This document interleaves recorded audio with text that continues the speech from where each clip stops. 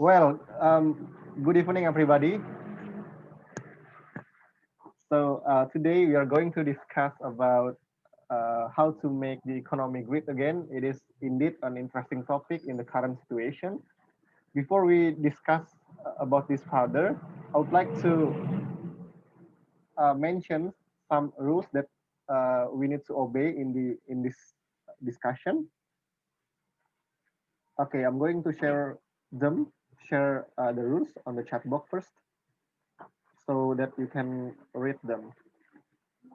Okay, as you can read on the chat box, there are several rules of our discussion tonight. First, please mute your microphone if you see the speaker speak. Okay, then please, you are not able to give your statement if the moderator, it means Miss Wahyuni tonight, doesn't allow you to speak up. And the third one, please focus on the topic of discussion. And furthermore, the hosts are capable of cutting your statement if the moderator thinks that your statement is enough. Okay. And subsequently, please encourage to be active in this discussion, because we are now on the same boat. We are studying together here. Therefore, in OTA discussion, we don't have any speaker. We we only have a moderator to lead us discuss further about certain topics, because we would like to enhance our knowledge together. And the last one, if you, oh, okay, and the last one, please raise your hand on the notification of participants. Okay, please guys, you can raise your hand. Okay, you can see on the participant box below, and there is some options there saying raise hand. Okay, please. We will do the simulation. Okay, Mr. Laude, please raise your hand.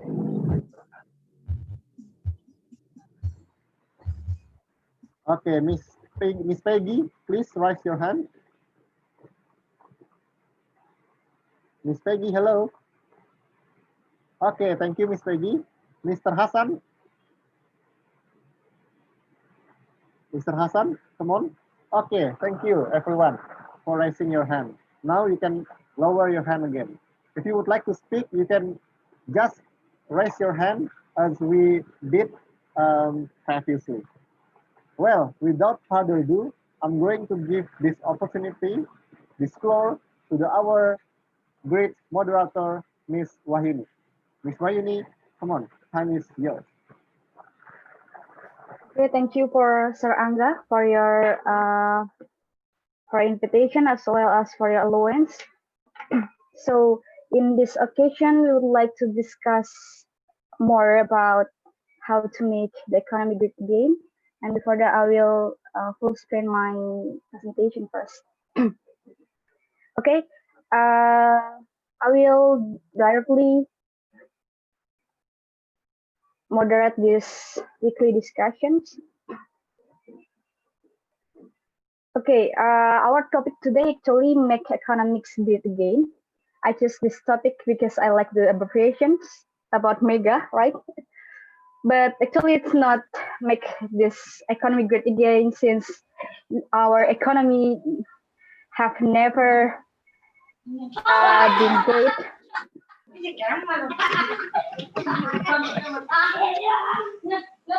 Sorry.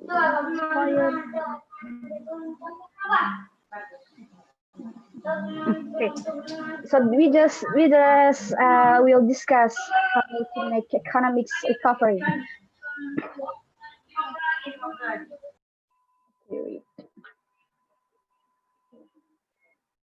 Okay. Okay. Actually, this is not the limitations of our discussions. We can discuss anything here in terms of economic recovery. So it's just to make as a track of our discussion, so we can have I mean like the track, so we can keep focus on the topics. Okay, first of all, I want to say that economic theories are constantly being proven, disproven, and revised as well. So there is no uh, something that how to say, it's not. I mean, like it's not certain, but it's still uncertain for us to discuss about economic. It's always uh, transform. But as we know that the impact of wrong theory is that millions of people can be adversely affected.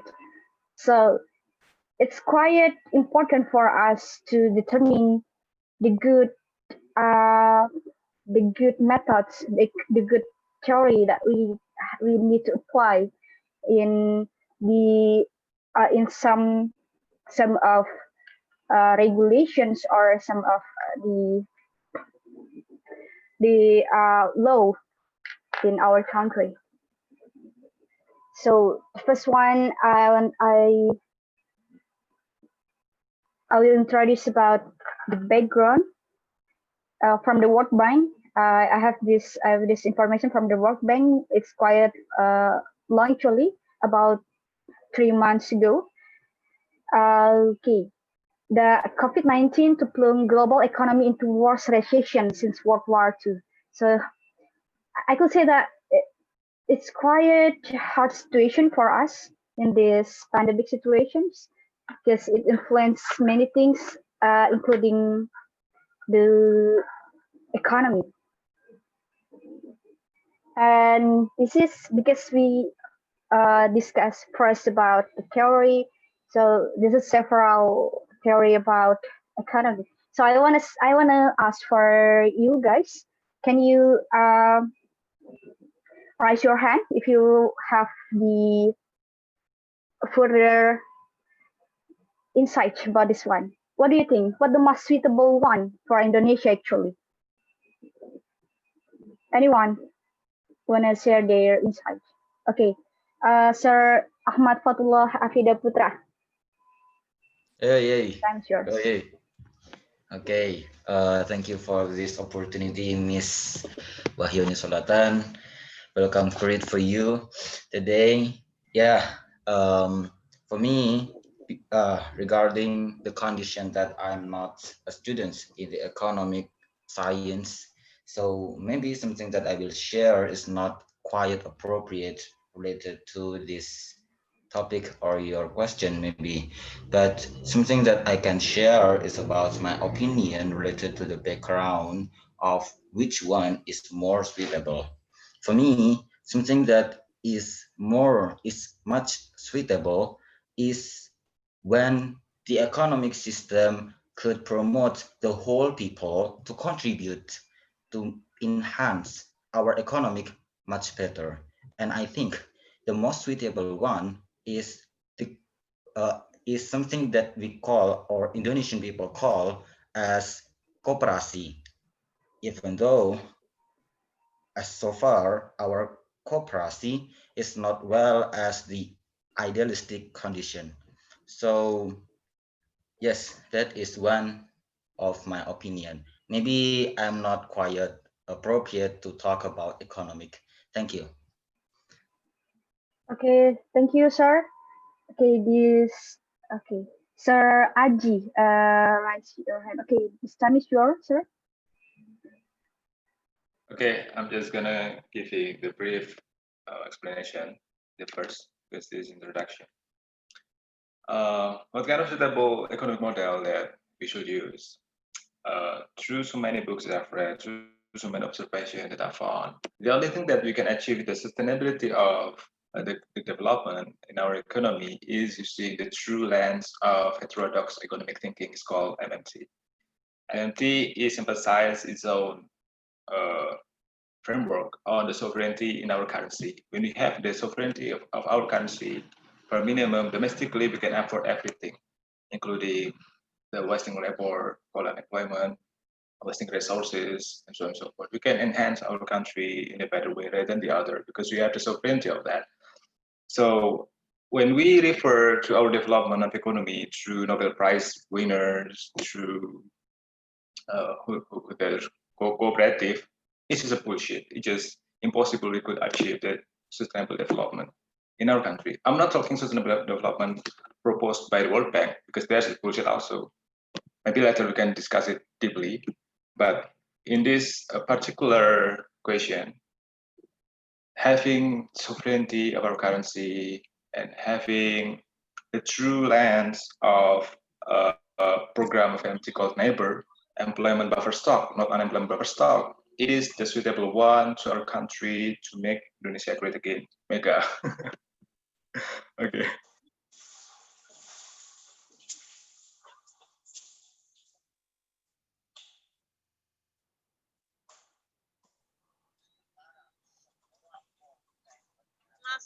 Oh yeah, addition. 30 second. MMT that I propose and then MMTers propose is different totally with what Mardikus proposed. It's totally different. It's a shit MMTers. Okay, I will tell it later.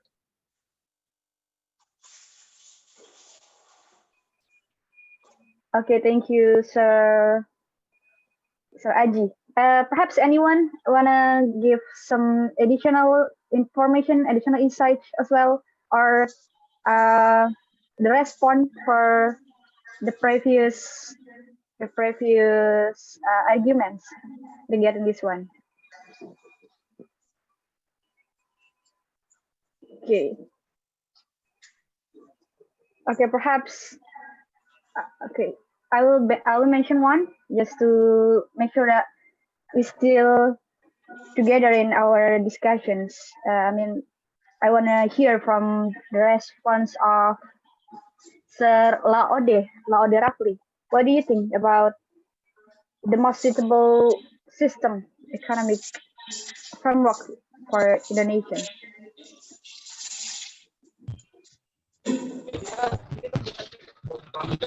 Sorry. I'm waiting.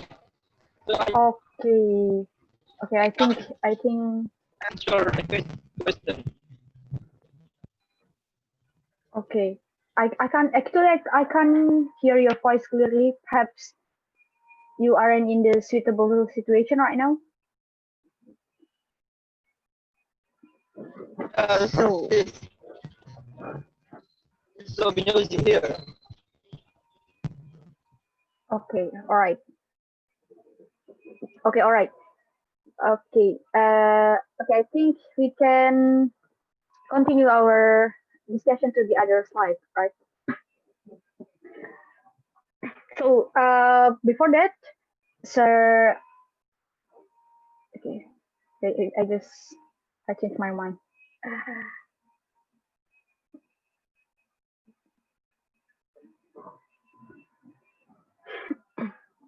Okay, okay. This is the three common, not limited with this information only, but these three common economic indicators that could say that how health economy of a country. Some investors, some people think that the consumer price index and gross domestic product, as well as the unemployment rate, it is the considerable indicators to measure the economic health of a country. So how about your opinion, guys? I mean, like, are you agree with these three common indicators, or do you think that there is something another this one that can as an indicator for the health economy? Probably anyone wanna give their?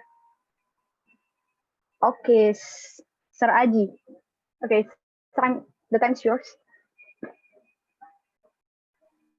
Okay, I guess in the new framework that we should use in our country, we should change at all about this concept in order to make our country big and suitable. I mean, in the proper of analysis.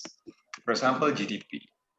When you're doing a shit, such as killing people, and the people that you've killed in the funeral and be funded by the family who lost him is also included on GDP.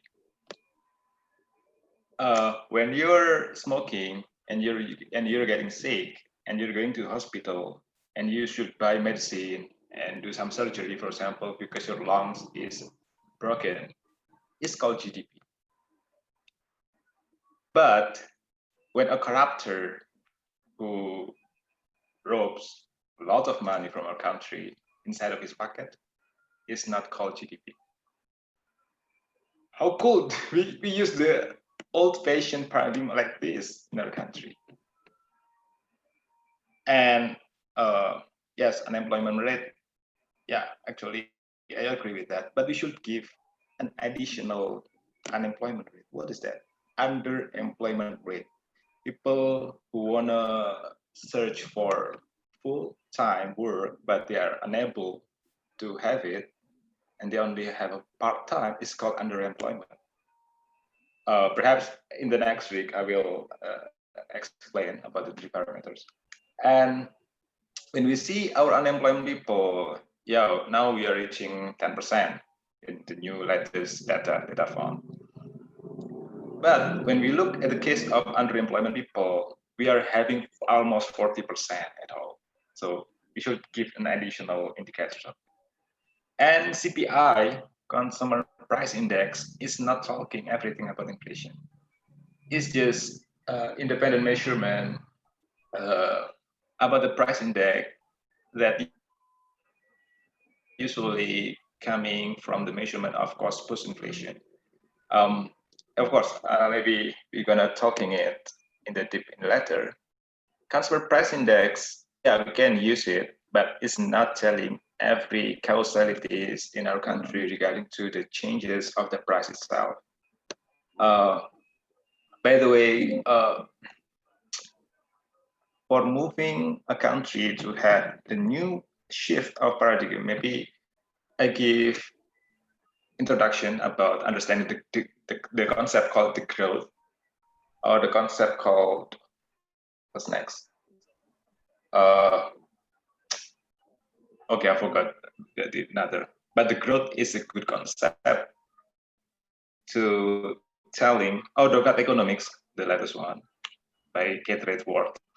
She is explaining the economy is not about the thing called money. It's about the social relation, how the environment will be sustainable, how the people will get free for education, for healthcare, how we are able to fixing the problem of climate change and so forth. They're not economics. You can search it maybe later in your Google. Maybe that's my simple statement about this. Thank you. Okay, thank you, sir, for your great explanations during this one. Okay, so Sir Ahmad Fadullah, since you raised your hand. Okay, thank you for this opportunity. Yes, let me guess that it will be related to this topic. I mean, our discussion topic today, because there is one of terms that is so subjective. What is great economic itself? So we need to indicate what is the great economic. I mean, when we make those indicator as the terminology to define the economic is better than before. So I think I will not give a suggestion to this indicator, but I just give my opinion related why we discuss about this indicator. Thank you. Okay. Okay, thank you, sir, as your additional information. Right. Probably the other one the other people wanna share their insights here, or perhaps I would choose one. I would choose randomly, right? So just be ready. Okay, perhaps I will ask for the girl, for the woman. So, okay. Okay. Miss Anissa Ramadhani. Hello, Miss.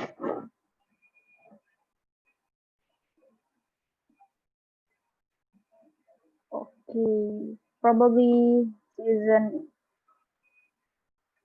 in this home. Okay, all right, I will move to the other one. Okay, Miss Livia Setiawan, perhaps you want to share your insight regarding this indicator. It's actually the indicators of good or great economy also have a correlation with the definition, so we can have like same frequency regarding what is the great economy.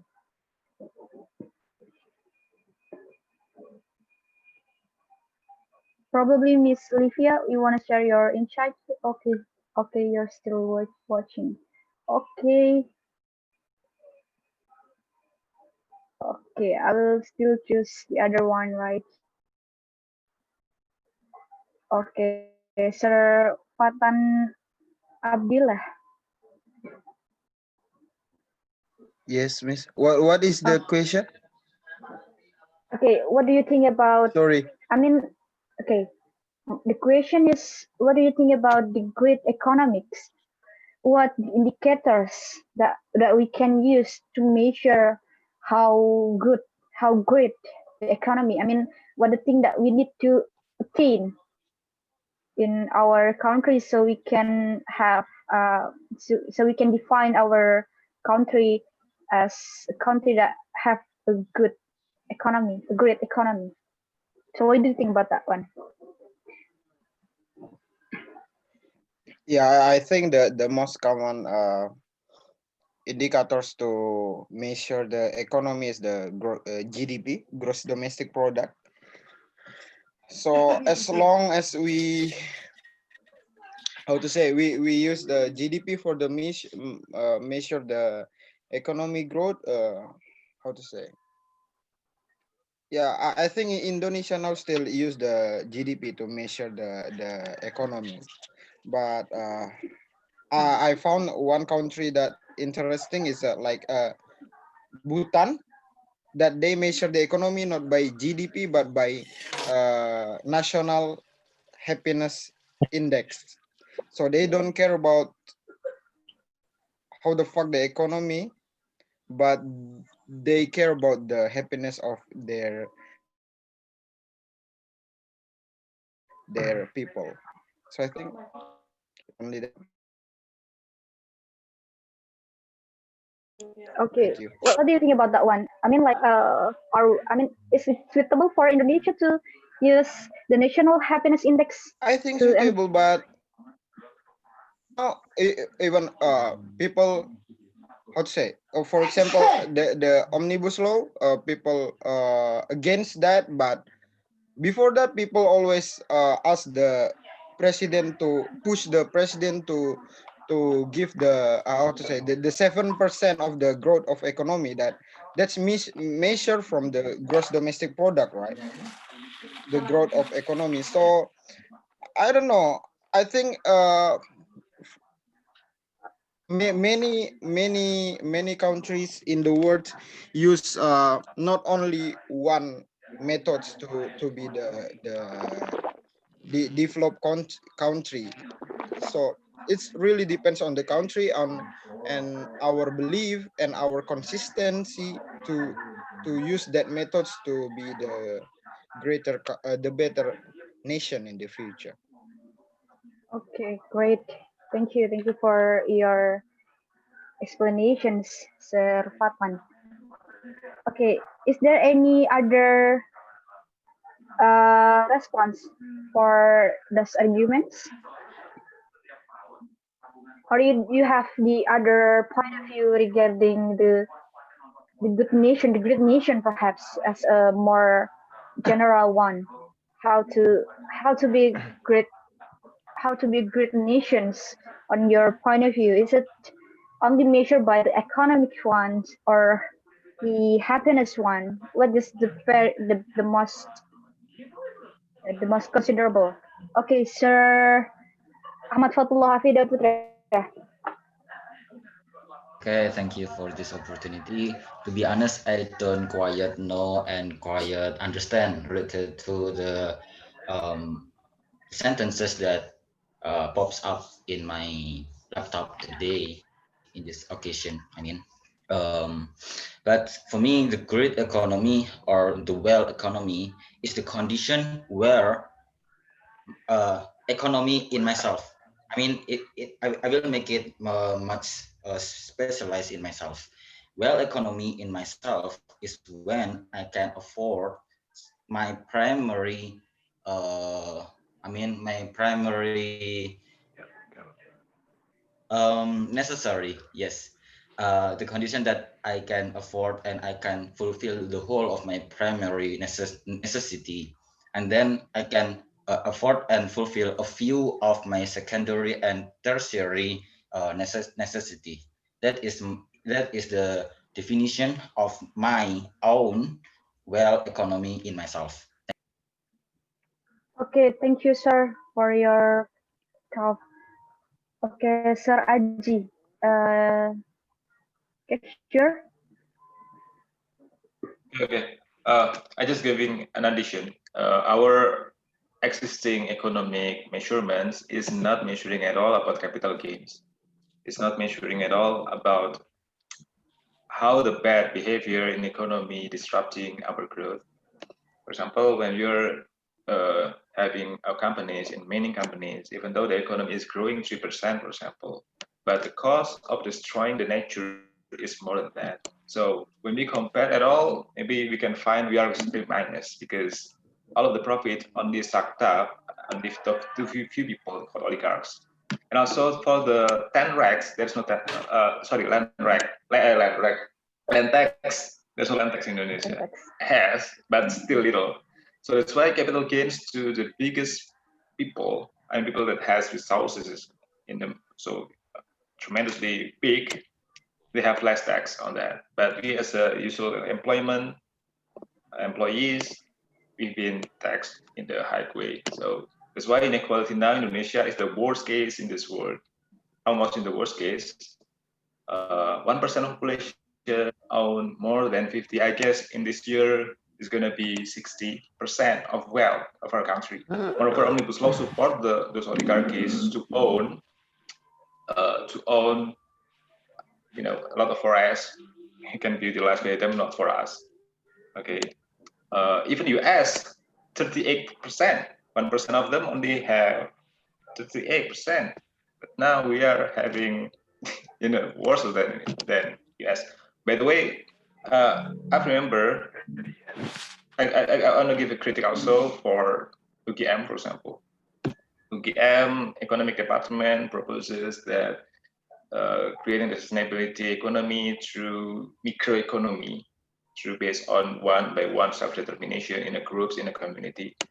It is false. Why false? Because microeconomy will not survive without having the consolidation in macroeconomy. They can forcing, they can, delivering the resources, for example, or providing the cash to all the people equally. It's impossible for having independently on microeconomics. Okay, just my critics. I remember that. Okay, thank you. Okay, thank you. Thank you, Sir Aji.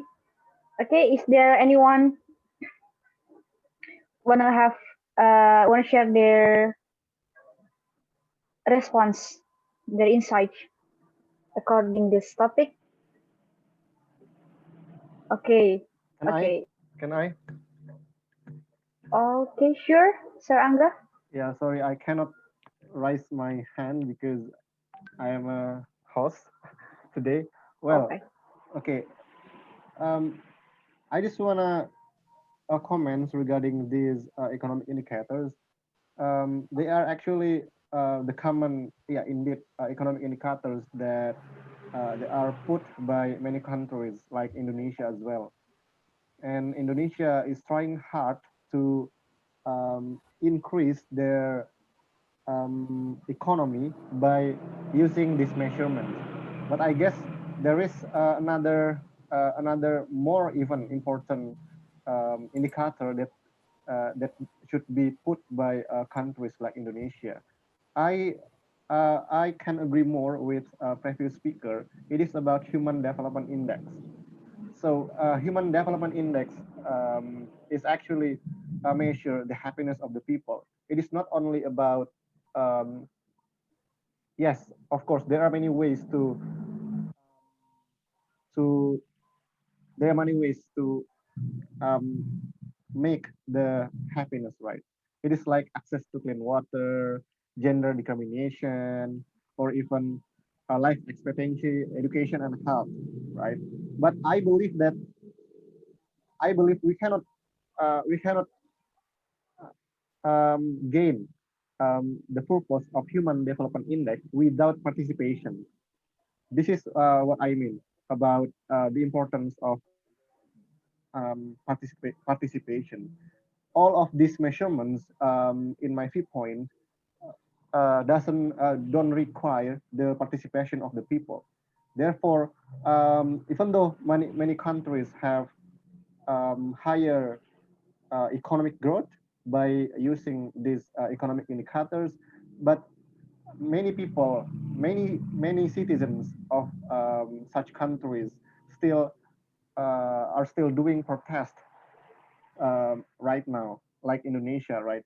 Indonesia actually released the omnibus law to increase these three economic indicators. However, many people in Indonesia reject this law because it doesn't care about the prosperity of workers and the environment itself. Therefore, in my opinion, Human Development Index is actually more important and can be really important. Not only three of these. Yeah, thank you. Okay. Thank you, Sir Angga, for your explanations. All right.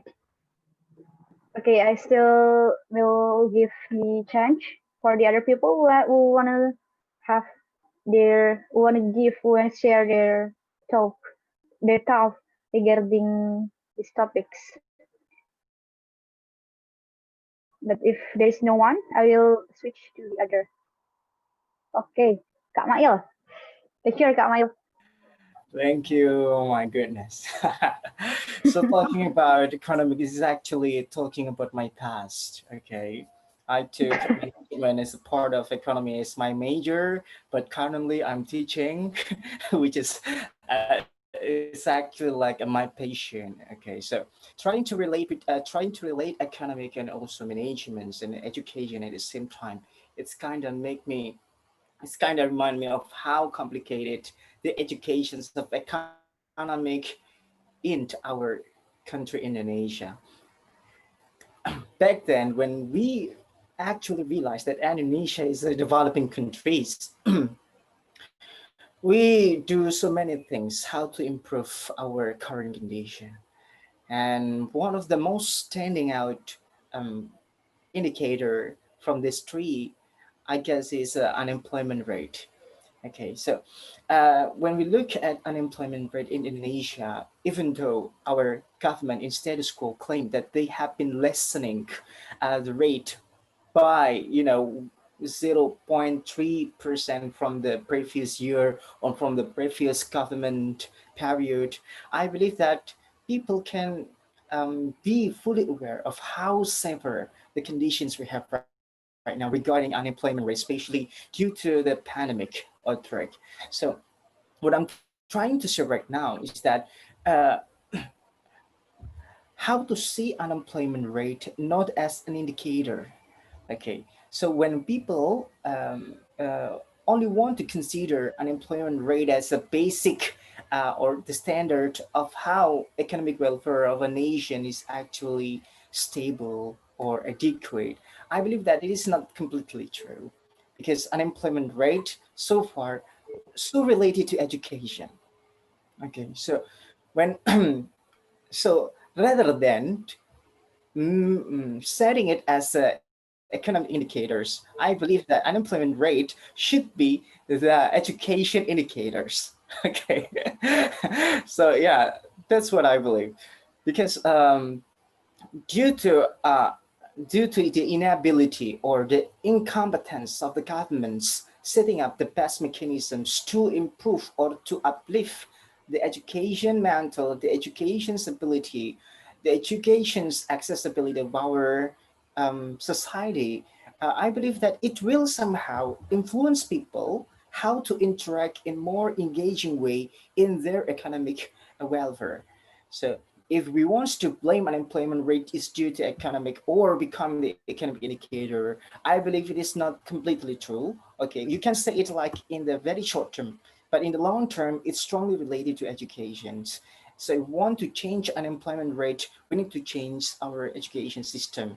Okay, I mean like not a direct or frontal change, but we can try to diminish something that's less efficient, trying to do something that can advance it into more effective and effective ways, be it curriculum, be it learning methods, be it like a completely educational breakthrough or any spectacular research or just like what had been done by Afida yesterday, KKN, you do something different. Okay, especially you can do many things, but yeah, the whole idea is like that. But probably you guys can offer me some specific valuable opinion on that. I think that's for me. Thank you. Okay, thank you, sir, for your talk, for your insights. So, okay, Sir Unggul Purnomo Aji, you want to share your? Okay, it is new Zoom from my phone. My laptop is broken, I guess. Oh, okay. Only. Okay. By the way, in my opinion, I just give some comments that unemployment is not related to education. It's just because there is no good thinkers in our government policymakers that propose the job guarantee. Basically, taxation is creating unemployment. Basically, it's basic law. So, uh, in the fundamental analysis of the lands, government could afford everything domestically with its own currency. So we can afford also unemployment. Of course, we have less sovereignty than US, than Japan, than Canada, of course, because we have foreign debt. But in some certain amount, we can hire for minimum one of people inside the family itself to work in the targeted job or whatever it can, uh, whatever the programs from government directly without without force them first to have the education. It means we will create an inequality to the people who have not educated. Yeah, okay. And the second, we should throw up the brain of the professor of economics in Indonesia because they just know more than a garbage. They still believe on Phillips curve law that when we hire people to achieve full employment, we can get inflation. But the theory is unable to answering what happens in stagflation, 1970s, when Paul Volcker and other monetarism try to applying that understanding with using KTM, quantitative theory of money, is totally bullshit at all. They're unable to answering stagflation when the unemployment hike, uh, inflation hike also. It's a garbage, it's garbage thinking that has been spread in economic curriculum past. When we look at the spectrum of our curriculum, Indonesia mostly, uh, we are grouped as a bastard Keynesianism. Davidson said that bastard Keynesianism. I mean the understanding that adoring about dynamic stochastic of equilibrium, the SGE, from Krugman, Stiglitz, Samuelson, and so forth, is totally should be thrown to the garbage. It is unacceptable in modern economy because they are proposing that money is exogenous, that it's exogenous, but actually money is endogenous. Whether you can supply the money to the banking sector, or maybe I'm going to tell it better, but for brief, money is indigenous. You are unable to control money. but interest rates is exogenous. And also, government is not revenue constraint. Government is creator of the currency. Creator of currency can afford everything with his own currency. Okay, so maybe just my little argument. Thank you.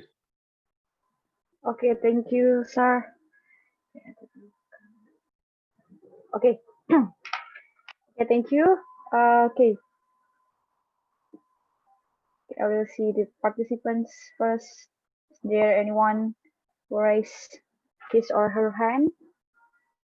Okay, is there anyone who wanna give the additional insight regarding this one, or we can move to the next slide, perhaps? Okay, I'll wait for a second. Okay, I think we can continue. Okay, okay, I'll back to this topic again. I mean, like we agree that we are facing the economic crisis, not really the economic crisis. Perhaps this is the health crisis, which influences the economics as well, and it makes the economy as global economy into worse recessions. Okay, next. Okay, this is how our government, Carly. I'm okay. I stole this one. I stole this one in Kemenkes Instagram account. This is the strategy of our government to alleviate the economic problem with the optimization as well as give the incentive, and then yeah, as well as the last one about how they want to try to make our make the citizens more obey the protocol. Okay, guys, what do you think about this one? Do you think that this is the effective methods, or do you think that our government have do their maximum capacity to tackle this problem, or you think that it's still another method that we more considerable regarding this one? What do you think, guys?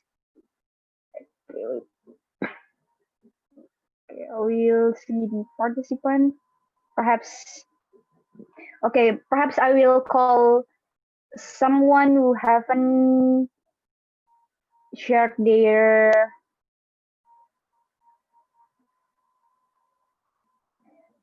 pen.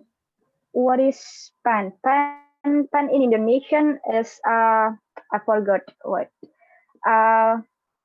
Economy national.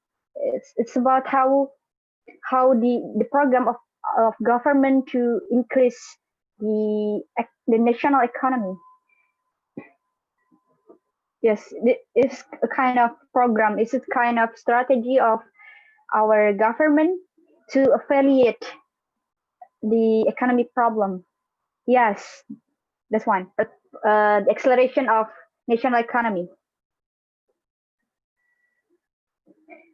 This is the several methods that our government want to share to the citizens, how they try to accelerate the national economy to be to recover this economic crisis, the economic recessions. I mean,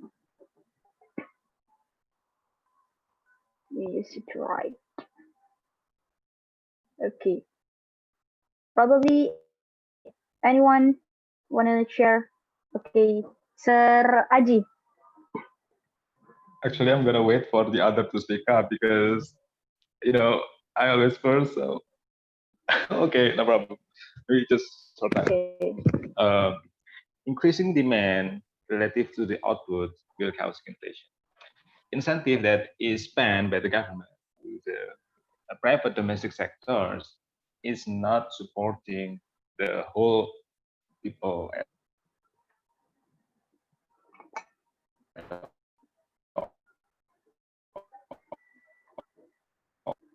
Sorry, sir.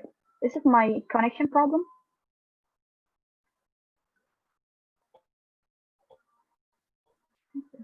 Connection problem.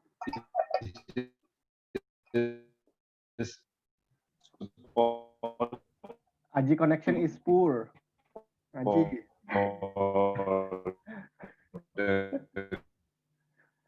Aji, please repeat your statement. We cannot hear you clearly.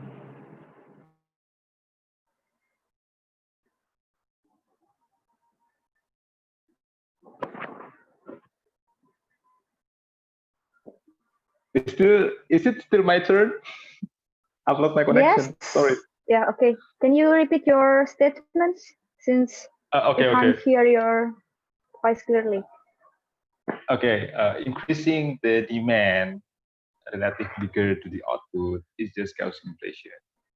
PAN is transfer payment programs to the recipients. But the question is whose recipients? Big companies, financial sectors, and also the oligarchies who got that programs. So it is causing more severe of economic downturn. Moreover, when we compare with all of the society, when they have no access, they are uneducated, have no, for example, they don't have a phone, they're unable to access that programs. We can see that those people around us that haven't unable to even have a touch from the government, they are unable.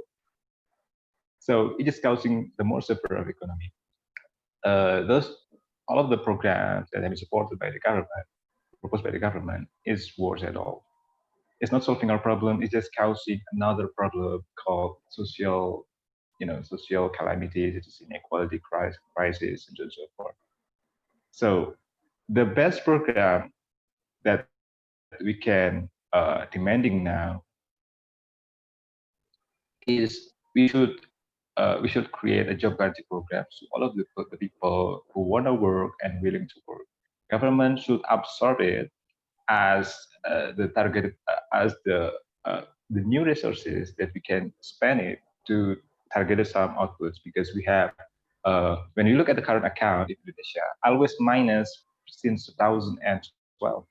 We should repair the deficit in our current account through targeting a job in food production, energy production, and also manufacturing production. Because when we have growing debt, the only thing we can pay that debt is not for forcing our society to have higher tax, because it is different denomination. So we have the surplus first, and then surplus of trade, and then we can use that surplus to pay that foreign debt, or we can do some restructuring debt and so forth to reduce the number, and we can pay it. When we look at the current account in Indonesia BOP, we see that most of the dollar that comes to our country is going through financial transactions, is going sometimes through debt, through FDI, and so forth. And that is worse. We should create the new competitiveness in Indonesia through hiring the unemployment people. So that's the best program that we should propose. Thank you. Okay, thank you, sir, for your statements. All right, there is Afida. Okay, sure. Okay, you for this opportunity. Probably I will support Mr. Achi's statement before, even I don't know will it be one of supporter for him or not. But I will make it simple because economic is not my studies. When I don't have money for fulfill the whole of my primary necessity, so what should I do? Particularly to face the condition of COVID-19. So I need to work. I need to have an incentive or maybe subsidize for getting my primary necessity firstly before my secondary necessity. So something that government need to do is open or maybe opening many new working area which I can work there and gain the salary for my well-being, for my life, particularly for fulfill my primary necessity. So something that mentioned by Mr. Aji was I support with. Okay, thank you, sir. Okay, Kak Mail. Sure, Kak Mail. Okay, so they believe that natural resources and also human resources must be maximized to earn such an increase in terms of economic accelerations. But in my viewpoint, something that we need to change is the employment pattern. Okay, what I mean by employment pattern is that we have like three kinds of challenges. The first is outbreak challenges, which it will slow down to and hamper the opportunities that our people can obtain. Because so far, due to this COVID-19, so many people, so many corporations especially, are unable to provide the most possible job vacancies for people. Even they need to fire them because there is a less demand. Okay, that's the first. The second challenge is regarding to the developments of AI or artificial intelligences. So due to this, the growth of technologies in rapid way, there are so many people that have less awareness and less adaptability, and that's why they are reluctant to develop themselves, and finally they are going to be left behind, and they fail to understand and fully grasp on what to do and what to prepare. So that's why it only um,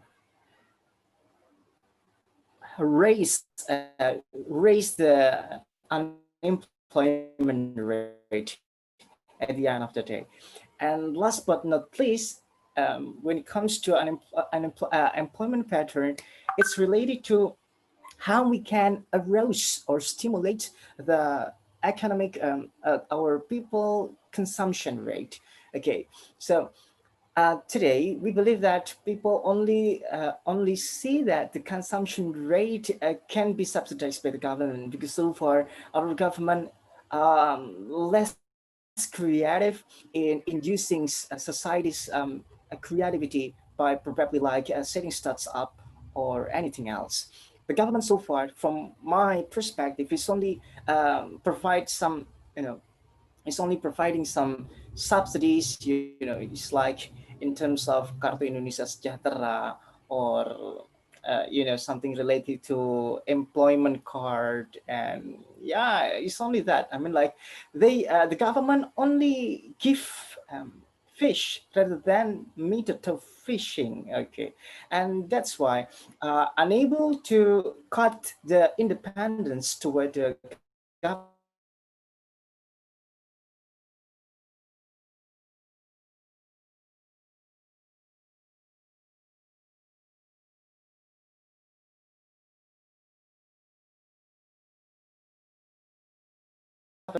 because it's a economic polarization. Global economic also have a tendency to change or to influence ourselves, because so far we still have our the currency we have still see a dollar as the mecca, as the source and the center of the global world currency. And that's why when it comes to inflation happened in USA, for example, it will also largely affect toward our nation, and we cannot just forget about this. Okay, so yeah. And for the solution, in regard to solution, aside from what has been presented it in the slide, I believe that it is really good for us um, to uh, to increase the demand. Okay, so to increase the demands of our society, even though it is not just okay. What has been done by the government is not just, for example, like the provision, pengandaan, ya nggak? Provisioning, how to say pengadaan, procurement. Please. What is it?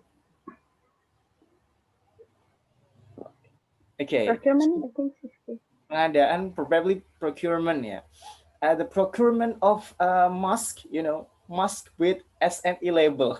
It's exactly one of so many ways how the governments try to create such a demands towards society, okay, to erode their, consumption, okay.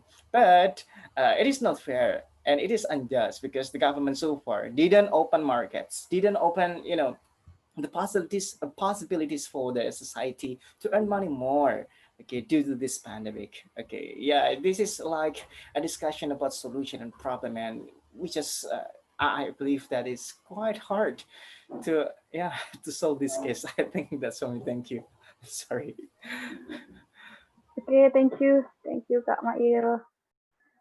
Okay, how about the others?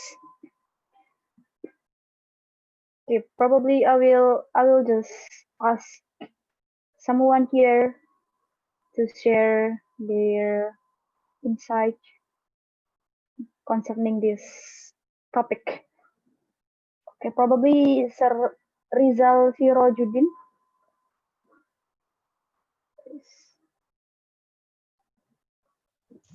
Okay, um, I'm so sorry I do not show up my face because this application use a lot of packet or quotes.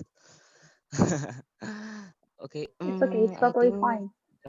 this is not my maturity. Economics not my maturity, so I just have a little bit for to advise or just give opinion about this one.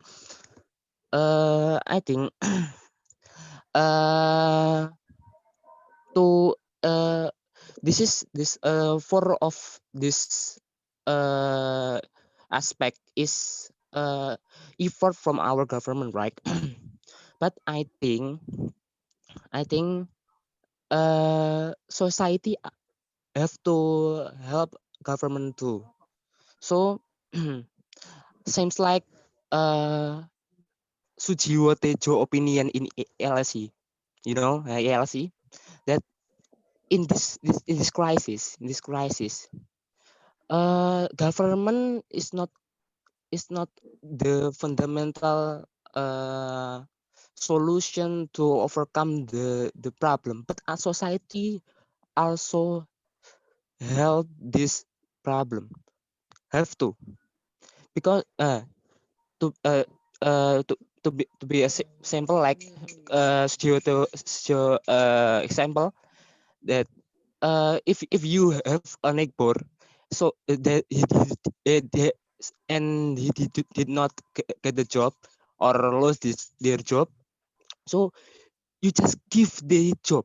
You have if a property, do not clearly, or do not break, just just give their job to clean this your property, and then you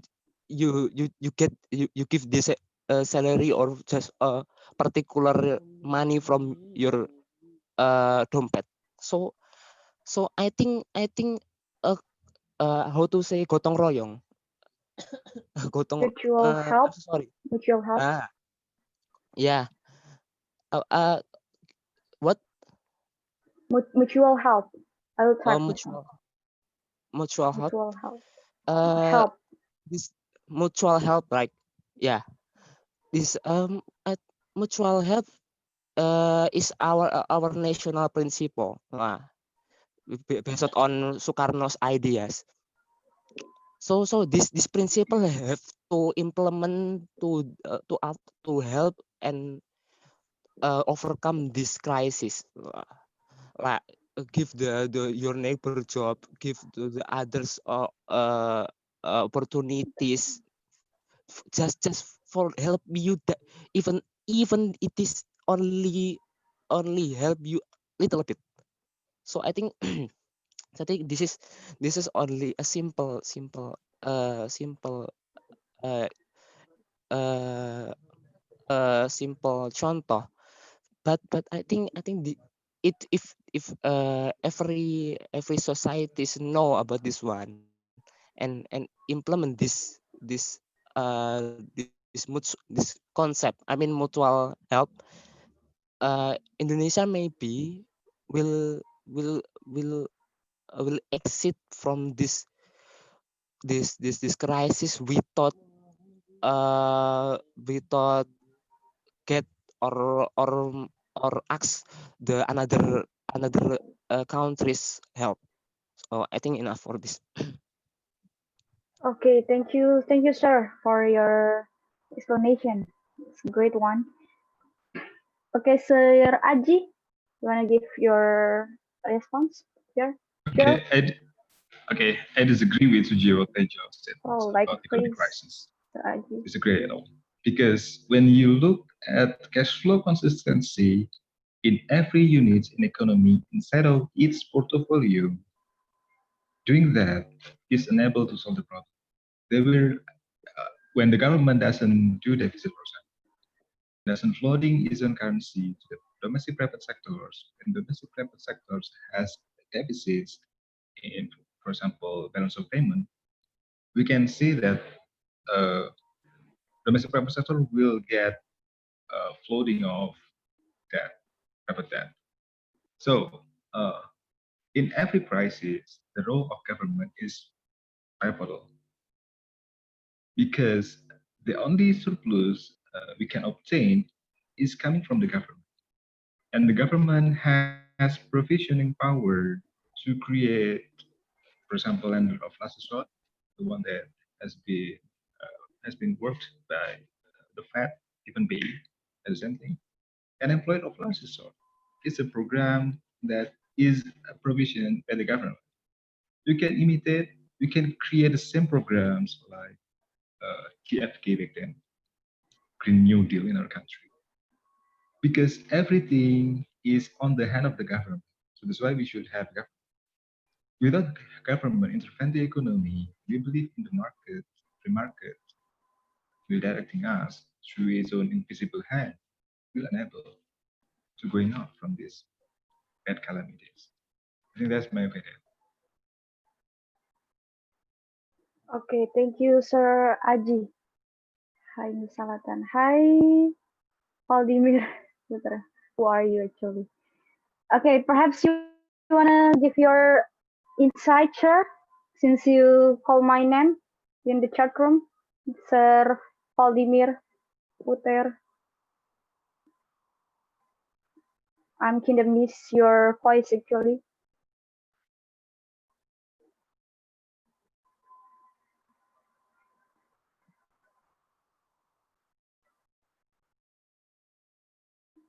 Where is?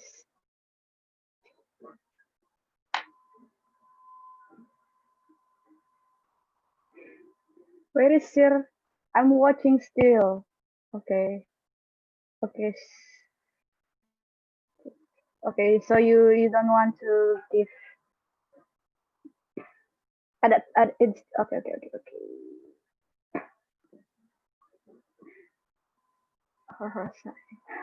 Okay, I will mention another one. Okay.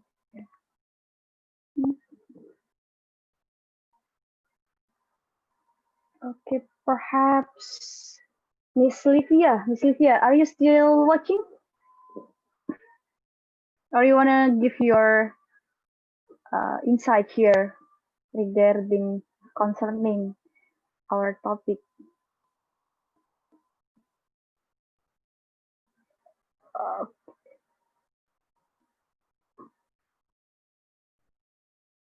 no, Miss. Okay. Okay, and then let's move to another one. Miss Anissa Ramadhani, are you still here?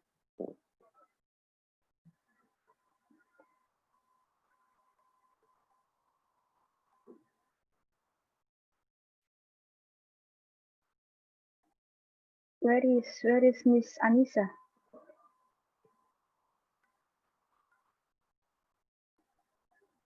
Okay. Yes, Miss, but I have an idea. It's totally fine. Perhaps you just want to share your your personal ideas, not ideas actually. Your personal point of view. what the strategy should our government do? Perhaps you can just imagine if you become a government, what is the appropriate way to affiliate this problem?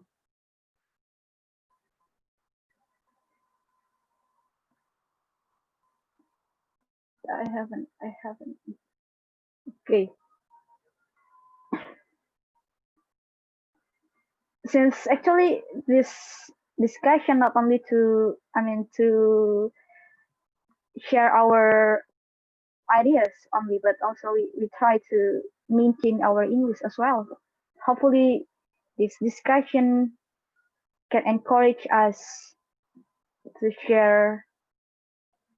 Just imagine that this has become an IELTS question perhaps, and you have to make some story,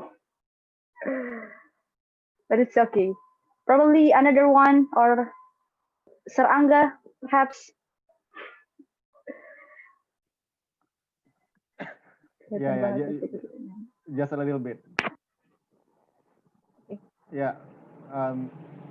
Thank you, Miss Wahyuni. Actually, frankly speaking, I didn't search more about these programs before, but as far as I'm concerned, even before the pandemic happening here in Indonesia, or even in the world, our economic systems was fragile as well.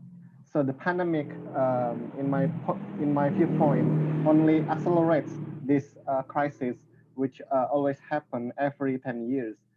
As we can see from the history, we had the economic crisis in 1998, and we only had another economic crisis in 2008, and the expert once predicted that the next economic crisis would occur for approximately between 2020 or 2021. However, because the pandemic attacked the world, it it opened the limitations of economic systems in the world. We can see that nowadays Indonesia or even America and other capitalist countries, they are finding it difficult to tackle this pandemic. You can see their health their health sectors, even in the pandemic, feel many difficulties because of when before pandemic occurred, they prioritized other sectors different from health sectors. Therefore, we are very fragile. Many doctors previously predicted that if we faced the pandemic again, we will be collapsed more even.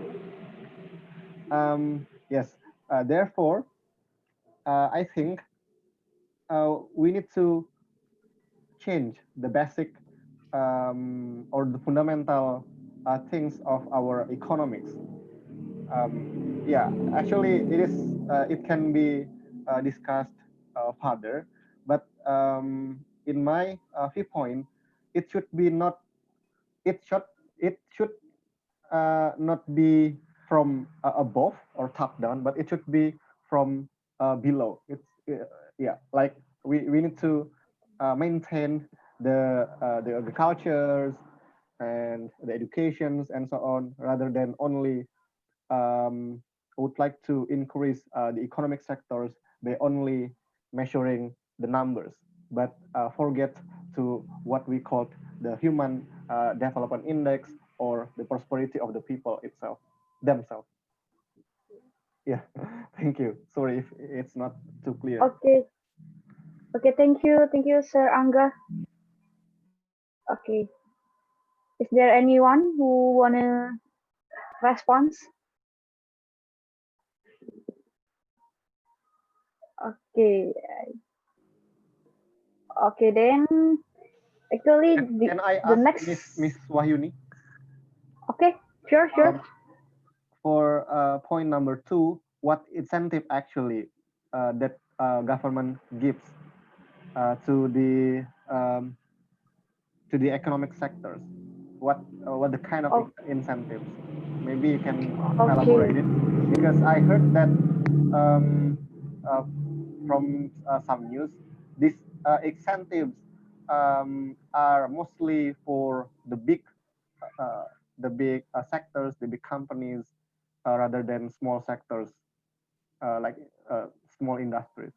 So yeah, can you elaborate it more? Because I don't Okay, all right. really Thank you for the questions. Well, yeah. Actually, I agree about the news that inform inform us that the incentives quite big for the big company, since they also uh, get the adverse effect of this pandemic as well. And yeah, since it's big company, also it has a big impact of us. So as long as I know that the incentive of government they give to some sectors, some ministry, and for the business they give for some a big company like in aircraft industry, and as well as they also give for the micro enterprises. But I cannot mention the exact number or the exact proportions about this one. I haven't searched the exact number about that actually. But yeah, they try to give the incentive to like to influence to stimulate the growth, since a lot of companies in a lot of companies in Indonesia specifically face the difficulties, uh, since yeah the number of consumption rate, employment, and yeah many factors are plumed. So that's why they give the incentive to stimulate, to catalyze the economic. And it's also related with this the last slide actually. This is okay, share Aji. Okay, wait for a moment. This is the I don't know. This is positive catalyst or no? Perhaps we can have further discussion about this one. But they try to use tools uh, like omnibus law as their reason to enact this law. Yeah, they think that this is will give the easiness. How to say this? The yeah the more the easier way to the enterprises, some enterprises, small and micro, to have the to introduce their business, and also to tackle the employment problems. But yeah, it's still debatable, and we have discussed it about this one in the previous week.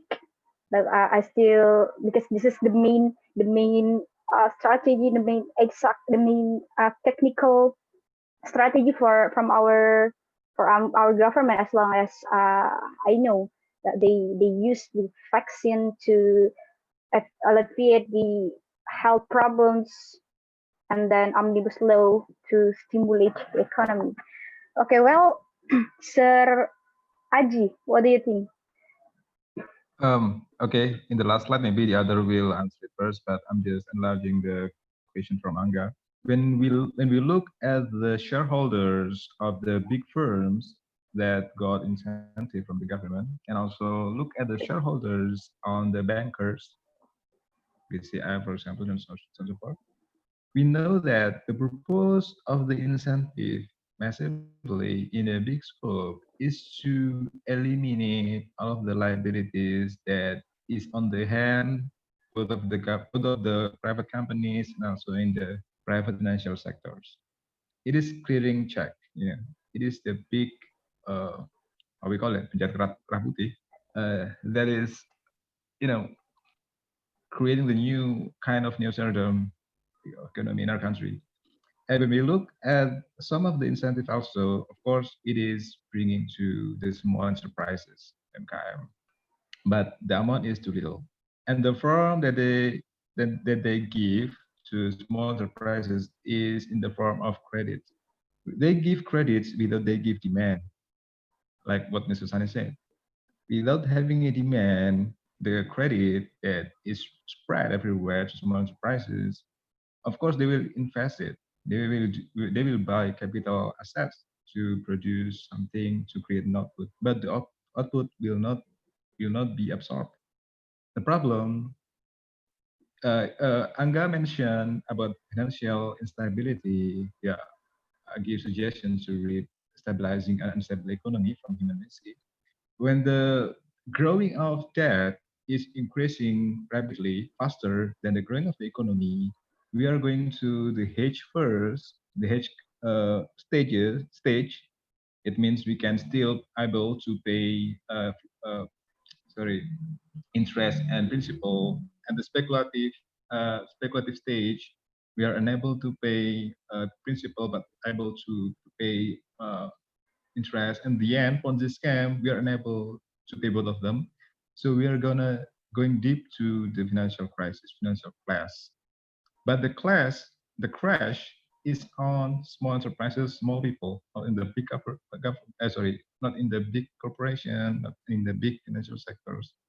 So I prefer also for Angga to read books from Randy Ray, A Great Lab Toward 21st Century.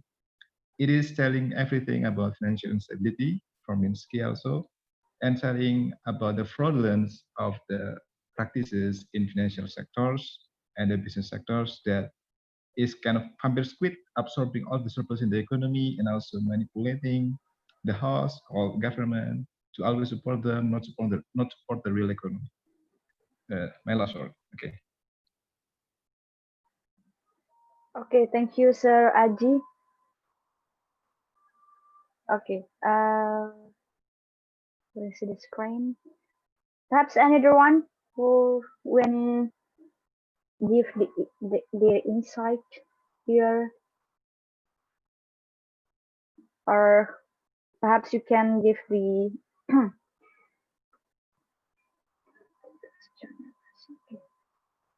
okay, perhaps we can, yeah, probably I just ask you guys about this one.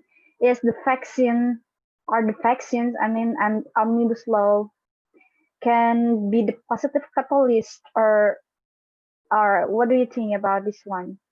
Since yeah, the core, I mean, I think the root cause of this problem is health. It's our from our restrictions today is the health crisis, and so perhaps if we um, can tackle, can overcome the problems of coronavirus, we can tackle many things. What do you think, guys? Since also I think this vaccine as well also have um, have some debate among others.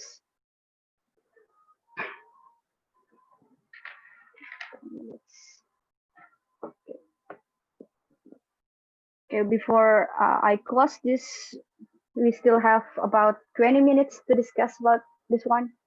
Okay, Kak Mail, sure.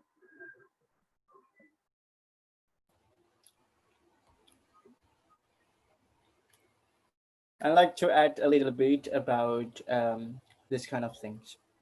So from this slide, the positive catalysts, I can try to group to classify them into two things. The first related to the laws, second one's related to the health. So we can either creating some solutions that comes from health side or low side. Because of what has been said by Mr. Aji before, we need more ideas how to create demands in which people have difficulties in earning monies at the same time. So, amid the outbreak, we can see remarkably that there are huge demand in mosque, in sanitizer, in alcohol, in vaccines related as well. Especially when you are a traveler, due to your passion or due to the demand of your occupation, you need to do rapid tests that will cost you for about 85,000. For example, if you want to travel using railways or plane. Okay, so and you can also try to prefer this omnibus law. Okay, which is actually quite controversial. But what let's break on with bygone. Omnibus law, we don't know just what kinds of parties that in the disagreement and want to change something related to omnibus law. But finally, we only see the online discussion or um, social media picturizations. We do not find a clear way to modify this omnibus law. And the ultimate decisions that we can take is that by just letting this omnibus law put into practice and see and evaluate what has been done by the government. Because so far, despite being rejected by so many parties of the society, omnibus law and the government is like ikan hiu makan tomat. So they completely abandons the opinions of society. They do not care about us. Okay, but how how could we not care about our government? Because they earn our trust. Because yeah, they cultivate what we have paid them taxed. So this is something unfair. This is something unjust. But what can we do as the citizen? We support them at the first, but at the end, we're going to correct them. We're going to evaluate ourselves and do better. I think that's from me. Thank you. Okay. Okay, thank you, Kak Mail. Okay. Okay, well, okay, Sir Aji, sure. Okay, my opinion regarding that presentation and Mr. Mael's statements. Vaccine, I guess we should build up by our own country because the trade in the world is totally various. Maybe we have different strain with the other countries. We don't need to rely on them. We should build up our own vaccines by our own institutions, each member. The second about omnibus law, we know inequality is dangerous in a democracy. Moreover, when the oligarchy is able to create a system only reviving about the circle of themselves, like our country these days. Omnibus law, we know exactly the purpose of them is not supporting to the workers. It's just for letting the mafia on oil and gas on destroy the nature in Kalimantan to absorb the coal and so forth to make more profits without having any regulation to make them repay what they have been distracted. And also, other than that, a lot of various kind of discussion about that. The output is only for provide giving benefits to the oligarchies. So it is causing more inequality, and more inequality and more power on rulers in 1% population who are promoting the candidates. And the end of it, the candidates is always having the same constituencies called oligarchies. I will totally disagree with about that. Moreover, when we look deeply about the Kalecki equation, for example, what I want to begin. Okay, without creating demand, without creating targeted jobs for the majority, it is reducing the consumption. Universal basic income is causing more unemployment. lowering the consumption, lowering the investment, lowering the investment, lowering the economic growth, lowering the economic growth, lowering the output, lowering the output, lowering the reducing, or it can causing deficit in our current account, causing deficit in current account, causing our foreign debt. It is structurally just suicide to our country about omnibus law. And also, from the beginning of time, what I want to say, I forgot actually. We don't need to let this omnibus law exist because it is illegal. It is not benefiting society except oligarchies. It is the new kind of colonization, new kind of neoliberalism, new kind of feudalism existence will exist in our country. So unless we can create massive demolition, massive from below movements to overthrow this existing government, extractive government, I mean, to create more inclusive.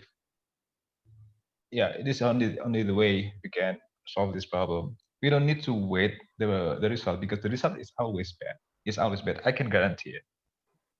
And also, the three of main points that should be done by our government: employer of last resort, lender of last resort, and big government, I mean deficits, should be done by our government.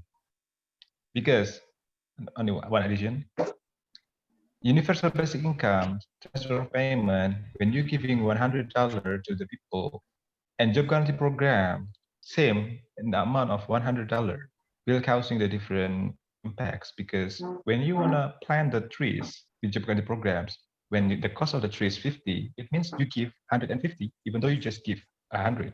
But universal basic income, transfer of payment, incentives, and so forth is useless because there's no output will appear for that.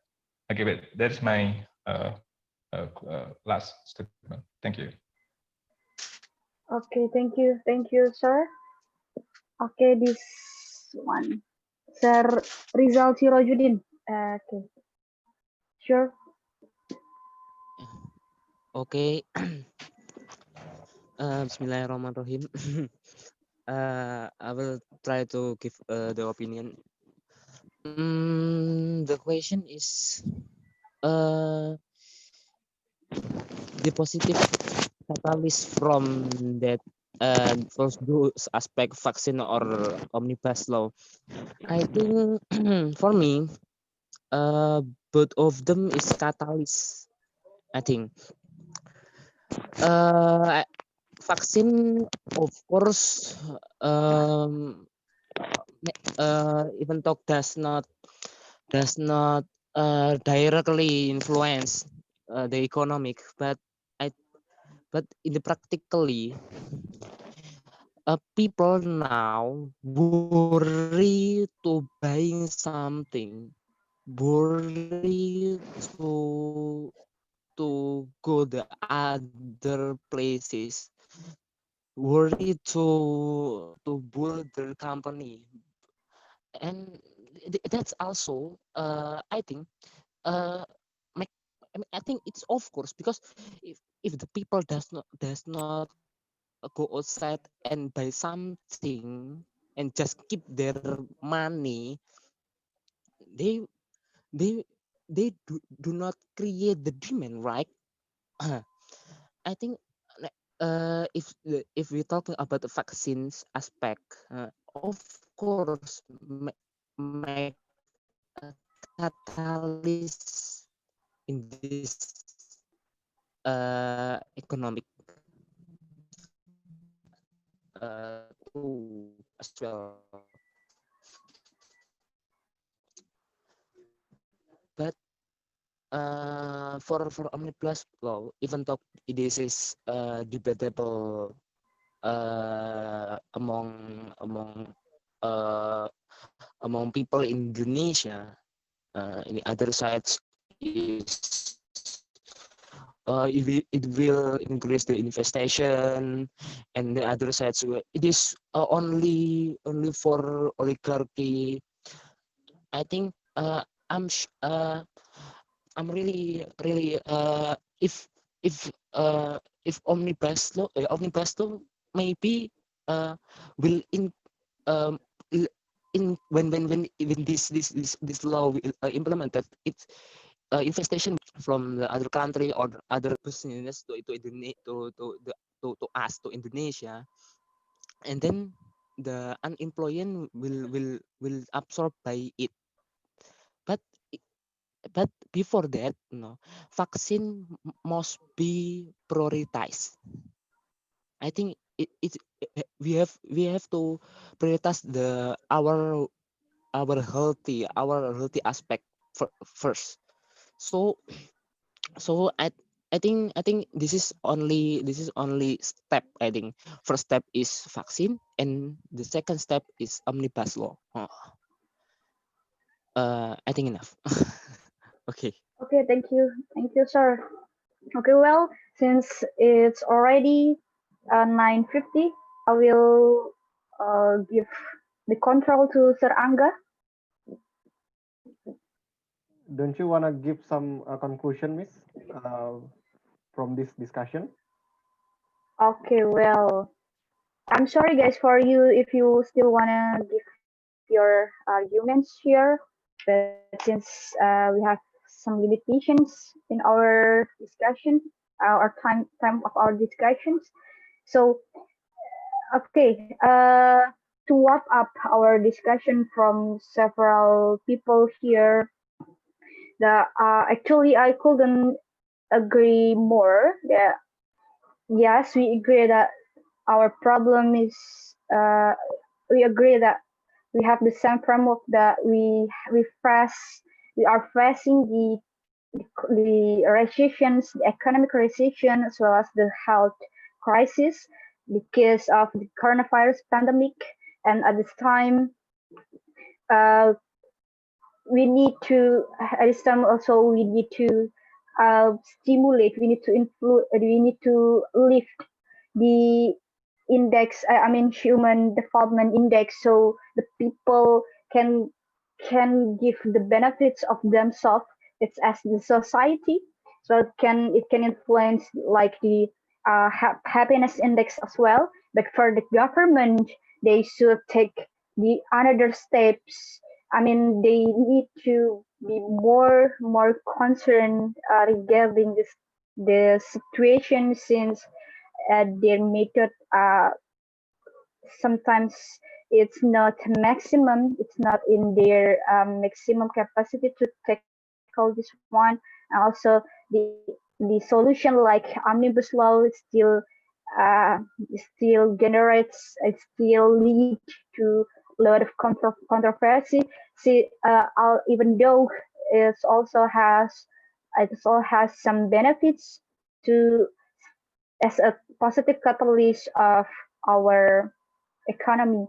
And the most I mean like the most considerable one beside this information is how our government create the demand of their citizens, so it can stimulate the growth of the economy. And yeah, I think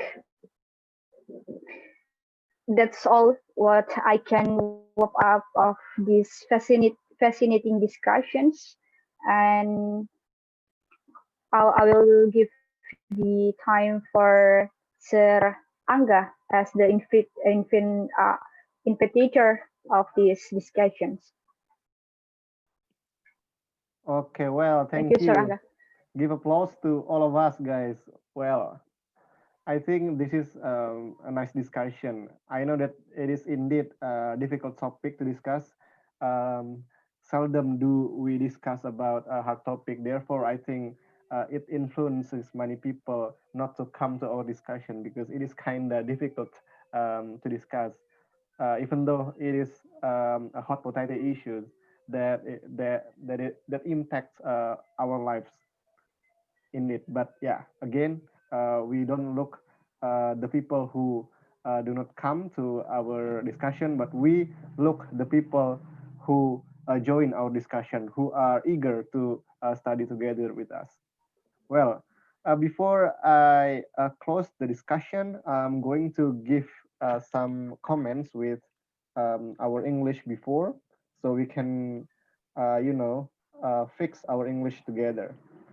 But I'm sorry because I don't wrote a lot before. Okay, I'll share them on the chat box so you can see. Okay, there are some new vocabularies here that we have learned, and we also actually comprehend something new. I mean, we know that this is economic discussion, so we get many new economic vocabularies. Like cooperative means kooperasi, yes, and then consumer price index, it means indeks harga konsumen.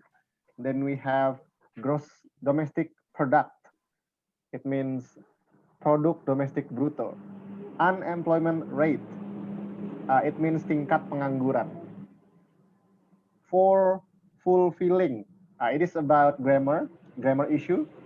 It's not for fulfill, but it should be for fulfilling. Yes, for should be followed by verb ing, not verb one. Then we have job vacancy. It means lowongan pekerjaan. Procurement, pengadaan. Effort, usaha. It's not effort, yes, but effort, usaha. Wallet, dompet. Okay, this is the last thing. Mutual assistance or mutual help. The meaning is tolong menolong or gotong royong. Okay, I think that's all from me. Thank you. I'm sorry if I didn't write many things because I'm also studying here together with all of you. Okay, before we close the discussion, please, guys, show your handsome and beautiful place because we would like to take a picture. Okay, and unmute your microphone. Yeah, yeah. Say yesterday, I said tomorrow.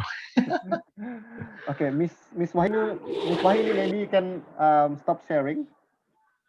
Okay, Miss Livia, Mr. Ahmad Siswaji. Yes, I will turn on my camera. Okay, great. Okay, Mr. Aji, unfortunately, you just joined us. Okay, Miss Livia, where are you? Okay, who's gonna take a picture? Me, Mr. Sunny, or Aji? Oh, just you, Aji, because you are using your phone, so it is easier. I'm using my phone only for people in my layer. Oh, cool. Okay. Let me take a picture. Okay. Yes. Okay. Give your best smile, guys.